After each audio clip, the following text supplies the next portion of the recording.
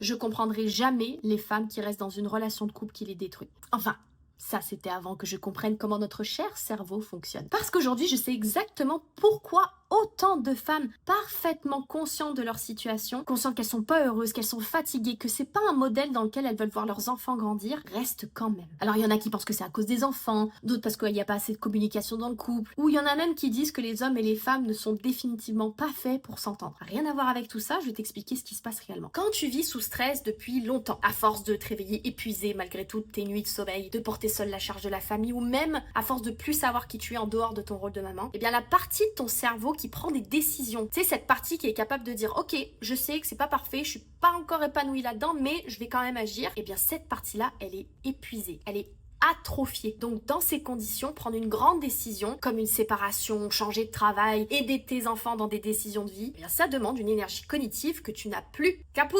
Donc tu restes dans cette situation par défaut d'énergie et pas parce que tu as fait un choix conscient. Donc si prendre des décisions, ça te fait peur, tu préfères mettre ça sous le tapis et tant pis, on sera juste deux colocataires qui s'occupent de la logistique, eh ben c'est normal. Et bien souvent, je vois des femmes se poser cette question, mais est-ce que je devrais pas me séparer? On a essayé de communiquer, je lui ai demandé de m'aider, alors qu'en fait, c'est pas du tout la première étape qu'on devrait regarder quand le couple est en déclin. Parce qu'en vrai, si on redonne la capacité à ton cerveau, donc on enlève le brouillard mental qui t'empêche de réfléchir avec calmitude, on enlève la pression émotionnelle, tu sais, à chaque fois que tu essayes d'avoir une conversation et que tu pètes un câble ou que tu te renfermes comme une huître, on vire ça, et on enlève la fatigue chronique qui réduit forcément tes capacités physiques et psychiques, bah là, tu vas voir ta vie avec beaucoup plus de clarté, et les peurs qui peuvent te paralyser, elles ne prennent plus toute la place. Je sais que tu penses que les deux seuls choix qui s'offrent à toi, c'est soit j'accepte cette relation, une vie qui ne m'épanouit pas, je reste ce que j'appelle une maman manager à vie, soit de te séparer avec tout ce que ça implique. Et forcément, après avoir investi autant de temps, bah tu veux pas perdre ce que tu as construit. Mais j'ai vu autant de femmes retrouver de la connexion, même de l'intimité dans leur couple, que de femmes qui ont réalisé